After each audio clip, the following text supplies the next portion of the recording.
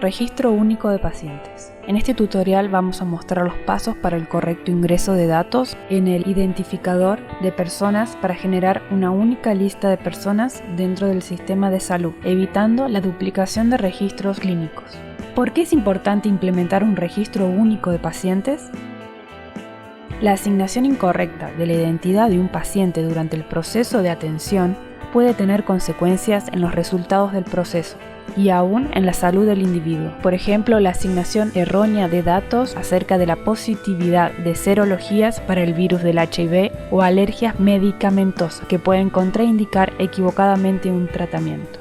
Es por eso que la implementación de este servicio nos permite la carga de datos personales del paciente de forma correcta y fidedigna para evitar transposiciones de letras o números, errores de tipeo y falta de información. Un registro clínico único del paciente que evita la multiplicidad y duplicaciones de registros, el ingreso de otra información aportada por otros centros de salud que han tenido contacto con el paciente, la optimización en los tiempos destinados a la carga de datos, ya que una vez registrado el paciente no se requiere volver a cargar nuevamente los mismos datos. La capacitación y auditoría en el manejo del servicio para cada usuario. ¿Cómo funciona el registro único de pacientes? Todo el circuito de identificación de personas o pacientes se divide en 3 etapas: identificación y búsqueda de candidatos, empadronamiento y auditoría de calidad. Es un requisito primordial que antes de la apertura de la historia clínica electrónica, cada persona esté identificado en el registro único de pacientes, es decir, en el MPI local. En Santiago del Estero, los datos de identificación de pacientes se pueden cargar ingresando tanto en el CISE, el SURI o el PROSANE, y nos permite compartir datos actualizados de cada persona. ¿Cómo se ingresan los datos al Registro Único de Pacientes o MPI? Para poder identificar correctamente a cada paciente a nivel nacional, el Registro Único de Pacientes o MPI provincial debe recolectar un conjunto estandarizado de datos. La fuente de estos datos es el Documento Nacional de Identidad de la persona en cuestión. Vamos a usar un conjunto de datos mínimos, y estos son 8. Primer nombre, otros nombres, primer apellido, otros apellidos, tipo de documento, número de documento, sexo, género legal y fecha de nacimiento. Es fundamental que todo paciente concurra con un documento de identidad que acredite que realmente es quien dice ser y del cual se extraen los datos mínimos. Sin embargo, esto no debe ir en contra del derecho de atención a los pacientes, tengan o no documento. En caso de no presentar documentación y basarse solo en información referida por el paciente o por terceros, incluso datos incompletos, el sistema debe permitir crear un nuevo perfil, pero marcándolo siempre en estado temporario.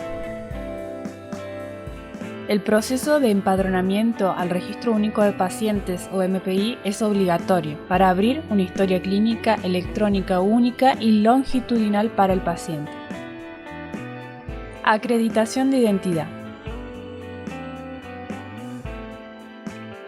Se considera que una persona acredita identidad cuando presenta un documento válido al momento de empadronarse.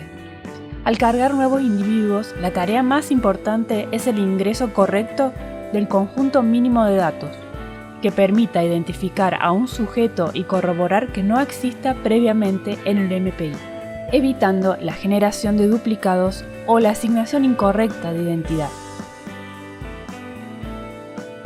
Buscar candidatos.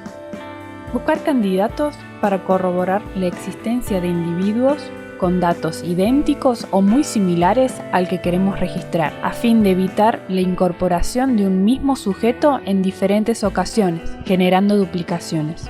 Este proceso se denomina búsqueda de candidatos. La primera vez que viene el paciente, ingresamos todos los 8 datos y buscamos candidato. Aquí nos va a mostrar unos resultados relacionados a los datos que ingresamos y sus porcentajes de coincidencias respecto a los datos ingresados. Vamos a elegir el que tenga un 100% o, si no hay ninguno, con coincidencia plena, vamos a chequear si el porcentaje más alto que nos ofrece es realmente la persona que se encuentra con nosotros. ¿Cómo podemos disminuir aún más los errores de cargado? A través de la lectura del código 2D del DNI digital, evitando así errores de tipeo, agiliza el proceso de búsqueda y empadronamiento y carga automática del set mínimo de datos.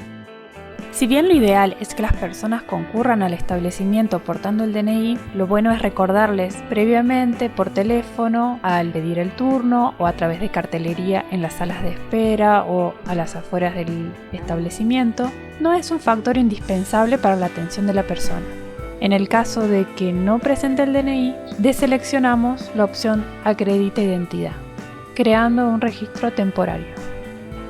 Situaciones posibles en donde la persona no porta el DNI. Por ejemplo, se ha olvidado el DNI, no lo tiene presente. Quien reporta es un tercero que acompaña a la persona inconsciente, por ejemplo, en una sala de emergencias. La credencial no es válida o forma parte de un padrón histórico. Se dio un turno telefónico y no tenemos la certeza de que los datos sean reales.